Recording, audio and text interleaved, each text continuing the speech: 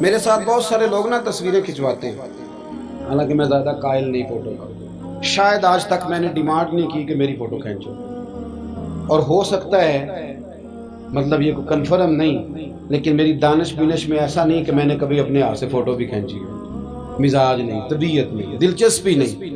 لیکن میرے گاؤں کا ایک موچی ہے، جوتے گانٹتا ہے، اس شخص نے 4 بیٹیاں بیائی ہیں جوتے گانٹ کے، اور میرے ابا جی بتایا کرتے تھے کہ جن دنوں نا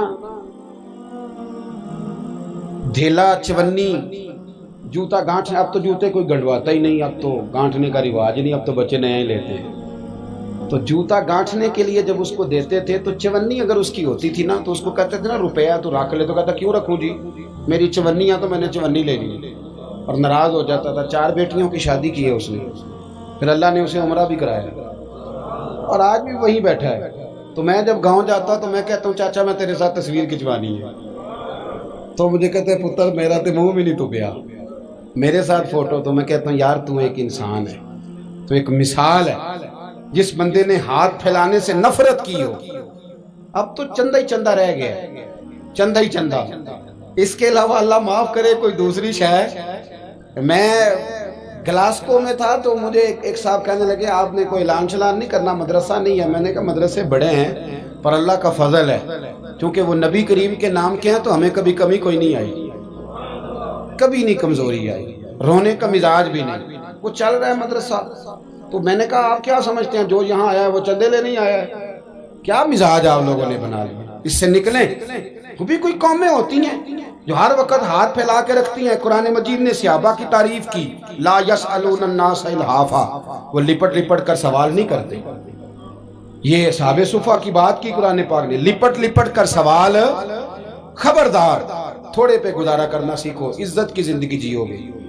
اور نوجوان بالخصوص یاد رکھیں، اگر وقار سے جینا ہے، سر اٹھا کے جینا ہے اور مطمئن زندگی گزارنی ہے تو پھر اس بات پہ راضی ہو جاؤ جو اللہ نے ہمیں عطا کیا ہے۔ پھر تیرا 5 مرلے کا مکان، اگر تو نے فراڈ کا مکان خریدا ہے نا 6 کنال کا، تو اس سے تیرا 5 مرلے کا وقار والا گھر بڑا شاندار۔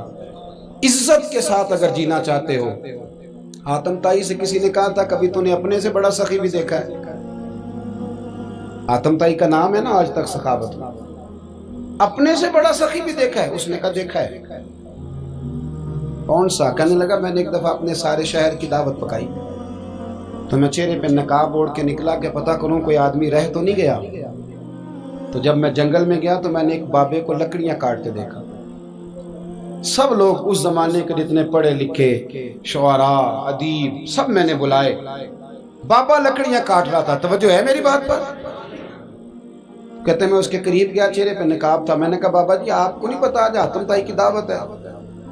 کہنے لگا بیٹے پتہ ہے، تو میں نے کہا جانا نہیں؟ تو کہتے بابا نے عجیب جواب دیا، کہنے لگا مجھے نا اپنے ہاتھوں کی کمائی کا چسکا لگ گیا۔ کس کا چسکا؟ ہاں آج کل چسکا یہ ہے کہ کسی کو پارٹی کیسے ڈالنی ہے، کیسے مفت کی روٹی کھانی ہے۔ کس کا چسکا لگ گیا؟ اپنے ہاتھوں کی۔ بولیے۔ میرے نا مدرسے میں ایک لائق بچہ پڑھتا ہے، مالدار گھرانے کا تھا، تو تھوڑی سی نا آپ کو پتہ ہے دوران طالب علمی ہمیں بھی بڑے بہانے آتے تھے، تو یہ چیزیں یاد آتی ہیں، تو تھوڑا آگے پیچھے ہوتا تھا۔ مدرسے میں کام ہو رہا تھا تو میں اس کو کھڑکی میں لے کے کھڑا ہو گیا، میں نے کہا بیٹے ایک چیز تجھے دکھانی ہے، جب تیرے سامنے بھنا ہوا گوشت رکھا جاتا ہے تو نخرے کرتا ہے، ادھر بھی آ ایک نظارہ دیکھ۔ مزدور نا سویرے 2 روٹیوں کے بیچ اچار رکھ کے لاتا ہے، اور جب وہ دوپہر کو کھانے لگتا ہے نا میرے بھائی، تو وہ اچار اس کی روٹیوں کو بھی لگ جاتا ہے اور پونے کو بھی لگ جاتا ہے۔ لیکن جب دوپہر کا وقت ہوتا ہے تو مٹی سے لتھڑے ہوئے ہاتھ پہلے وہ جا کے ٹوٹی پہ دھوتا ہے، پھر وہ کیا کرتا ہے کہ وہ پانی کا پیالہ خود بھر کے رکھتا ہے، توجہ میری بات پہ رکھیں، پھر وہ زمین پہ بیٹھتا ہے اور جب وہ پونا کھولتا ہے نا، کبھی اسے کھاتے ہوئے دیکھو، یوں محسوس ہوتا ہے کہ دنیا کی ساری نعمتیں اس کے سامنے پڑی ہوئی ہیں، اور ٹیبل پر بیٹھ کر 22,000 کی روٹی کھانے والے اتنا شکر ادا نہیں کرتے جتنا وہ بندہ شکریہ ادا کرتا ہے۔ یا اللہ تیرا شکر ہے، یا اللہ تیرا شکر ہے۔ اور ان کو لفظ نہیں سیدھے پڑھنے آتے، ویسے بھی لفظ تاثیر سے بنتے ہیں تلفظ سے نہیں۔ اہل دل آج بھی ہیں اہل زبان سے آگے. صحیح تلفظ نہیں ادا کرنا آتا، لیکن جب وہ ہاتھ باندھ کے کہتے ہیں نا یا اللہ تیرا شکر ہے، تو یوں محسوس ہوتا ہے کہ روٹی تو اس بندے نے کھائی ہے. کھانا تو، ورنہ شادی کے موقع پر اتنا کھایا نہیں جاتا جتنا تباہ کیا جاتا ہے، کیونکہ مفت کا ہوتا ہے نا، مفت کا. تو یاد رکھیں محنت کی کمائی ایک حسن ہے، ایک وقار ہے. وہ جو بندہ 50 لاکھ روپیہ مہینے کا یا سال کا کماتا ہے وہ تو دیکھتا بھی نہیں بیچارہ پیسوں کو. وہ بینک میں آئے اور بینک سے ہی ساری زندگی اپنی دولت دیکھ سکتا، لیکن جو 600 روپیہ دیہاڑی لیتا ہے نا، اس کو جب شام کو ملتی ہے تو 3 دفعہ ہاتھ صاف کرتا ہے اور 3 دفعہ بسم اللہ شریف پڑھتا ہے اور پھر وہ جیب میں ڈالتا ہے. پھر وہ حساب کرتا ہے کہ 50 کہاں لگانے ہیں، 60 کہاں.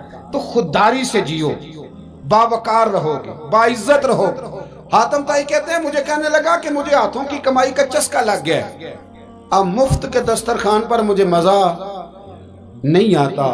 تو کہتے ہیں میں تو بس اس کا فدائی ہو گیا. جب میں واپس آنے لگا تو اس نے مجھے آواز دی. میں واپس پلٹا تو کہنے لگا بیٹا آپ بھی دعوت پہ جا رہے ہیں؟ میں نے کہا ہاں. تو اس نے مجھے 5 دینار نکال کے دیے. کہنے لگا یہ لے جاؤ، حاتم طائی کو نہ دینا، وہاں جو آدمی لنگر پکا رہا نا اسے دے دینا. یار بڑے بڑے لوگوں نے روٹی کھانی ہے، چلو میرا بھی حصہ پڑ جائے گا. تو حاتم طائی کہتے ہیں میں گھوڑے سے گر گیا، چہرے سے کپڑا اٹھایا اور میں نے کہا بابا میرے سینے سے لگ، میں تو امیر ہو کے سخی ہوں نا، تو غریب ہو کے بڑا سخی ہے. آج سمجھ آئی ہے تیری سخاوت کی. پڑھیے نا حدیث پاک. حضرت انس بن مالک کہتے ہیں ایک شخص نے آ کے کہا یا رسول اللہ کچھ دیجئے. حضور مجھے کچھ بولیے.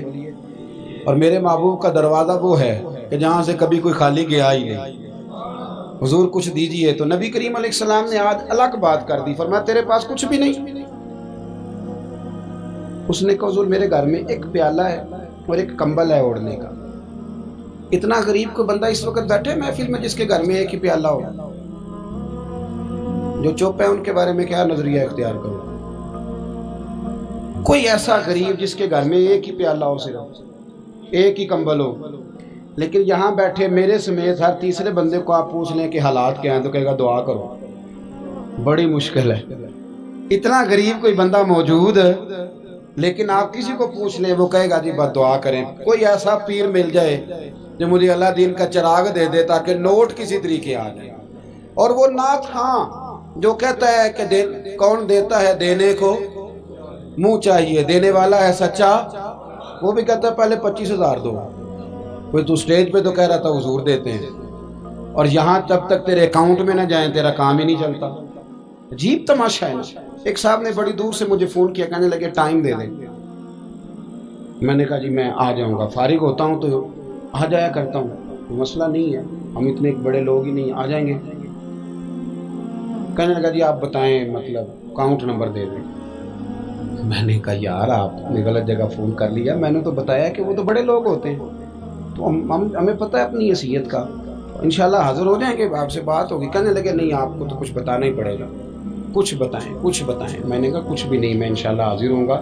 اللہ نے مجھے توفیق دی ہے، میں شام کو بڑی زبردست کھانا اپنے بچوں میں اچھا بیٹھ کے کھاتا ہوں. ایک گاڑی ہے جس پہ سفر کرتا ہوں، اگرچہ مکان میرا 2 کمروں کا ہے، پر کبھی اللہ تعالیٰ نے میرے دل میں یہ تمنا پیدا نہیں کی کہ کوئی بہت بڑا ہو تو گزارا صحیح ہو. میں بڑی اطمینان بخش زندگی گزارتا ہوں، تو میں آ جاؤں گا. کہنے لگے نہیں تہاڈی مہربانی کچھ دسو. میں کہا 3 کروڑ روپیہ دے چاہے. کتنا جی؟ اللہ جانتا ہے ہنسانے کے لیے بات نہیں کر رہا، اور مسجد میں اونچا ہنسے بھی نہ. کتنے دیں؟ جی یہ تو آپ نے کیا کہہ دیا. میں نے کہا یار اگر میں نے اپنے لفظ ہی بیچنے ہیں تو اب میں 25-40 ہزار میں بک جاؤں. تو میں تو سمجھتا ہوں کہ نبی پاک کا فرمان بڑا قیمتی ہے، تو ریٹ لگاؤں تو میری حیثیت یہ ہو کہ 40,000 روپیہ. اگر میں نے بکنا ہی ہے تو کوئی ریٹ تو لوں نا. اور ویسے بھی میں تو سمجھتا ہوں کہ میں بڑا انمول ہوں، اس لیے کہ میں رسول اللہ کے دین کا نوکر ہوں. اور یہ غلطی ان کی نہیں جو بیچتے ہیں، غلطی ان کی ہے جو خریدتے ہیں. آپ لوگوں نے مارکیٹیں بنائی ہیں، آپ مارکیٹیں نہ بناتے تو کبھی مارکیٹوں میں اس طرح کی چیزیں بکنے کہ ہم نے ظلم کیا ہے، ہم نے زیادتی کی ہے، ہم نے یہ ماحول بنایا ہے. بہرحال بات دور نہ نکل جائے، واپس آتا ہوں. نبی کریم صلی اللہ علیہ وسلم نے فرمایا تیرے پاس کچھ نہیں، ایک کمبل ہے اور ایک. حضور نے فرمایا لے کے آ. یہ سرکار کا فرمان سیاستہ سے عرض کر رہا ہوں۔ اگرچہ امام جلال الدین سیوطی نے تفسیر در منصور میں تفصیل کے ساتھ اس روایت کو کئی طرق سے بیان کہا، ایک کمبل، یارو سوچو ایک کمبل جس بندے کے پاس ہو، ایک پیالہ، اس سے بھی کوئی غریب ہوگا، حضور نے منگا لیا اور بولی لگا دی، کون خریدے گا؟ ایک شخص نے کہا 1 دینار، ایک نے کہا 2، حضور نے 2 دینار میں بیچ دیا۔ وہ بولا نہیں کہ حضور 2 ہی تو چیزیں تھی، وہ بھی بیچ دی آپ نے۔ اللہ کے رسول نے فرمایا 1 دینار کا کھانا لے جاؤ اور 1 دینار کا کلاڑا خرید کے لاؤ۔ وہ لائے۔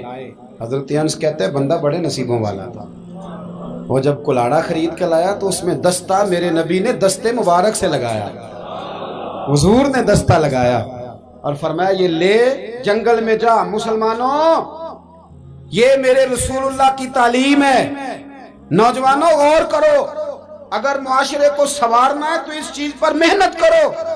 فرمایا یہ کلاڑا پکڑ، رسی پکڑ، جنگل میں جا، لکڑیاں کاٹ کے لا، کھا بھی اور کھلا بھی، پہن بھی اور پہنا بھی، جا۔ اور حضور نے فرمایا 15 دن مجھے نظر نہ آنا، جا کام کر، جا کے محنت کرنا اہل اسلام کا شیوا ہے۔ آج پوری دنیا میں ہمارا کشکول مشہور ہے، دھوکہ معروف ہے۔ لوگ کہتے ہیں کہ انہوں نے ایسے ایسے، ہم نے طریقے غیروں سے پیسے نکالنے کے اختیار کیے، ایسے ایسے طریقے کہ کبھی سنیں تو شرم سے سر جھک جاتا ہے۔ یہ معیار ہوتا ہے اعلیٰ قوموں کا کہ وہ چندوں پہ زندگی گزاریں، وہ مانگ کر کے کھائیں، یہ معیار ہوتا ہے۔ کسی کونے پہ بریک لگتی ہے تو آپ دیکھیں مانگنے والے کتنے زور و شور سے آتے ہیں۔ خدا را محنت کی عادت۔ وہ صحابی چلے گئے، 15 دن کے بعد آئے، یہ لفظ امام سیوطی نے لکھے، 15 دنوں کے بعد آئے تو حضور نے فرمایا تیرا حال کیا ہے؟ حضرت انس کہتے ہیں مجھے بھی تجسس تھا کہ پتہ تو چلے، تو وہ مسکرائے، عرض کرنے لگے یا رسول اللہ پہلے 1 پیالہ تھا، اب سارے گھر کے برتن بن گئے۔ یا رسول اللہ برکت آپ کی ہے، پہلے 1 کمبل تھا، اب سارے گھر کے بستر بن گئے۔ اور امام سیوطی کہتے ہیں انہوں نے جیب میں ہاتھ ڈالا تو 10 دینار نکالے، عرض کی حضور رکھ لے، میں صحابہ صفا کے لنگر میں حصہ ڈالنے آیا ہوں، یہ قبول کر لے مجھ سے۔ مہربانی فرمائیں، مہربانی، خودداری سے جئیں اور تھوڑے پہ گزارا کریں۔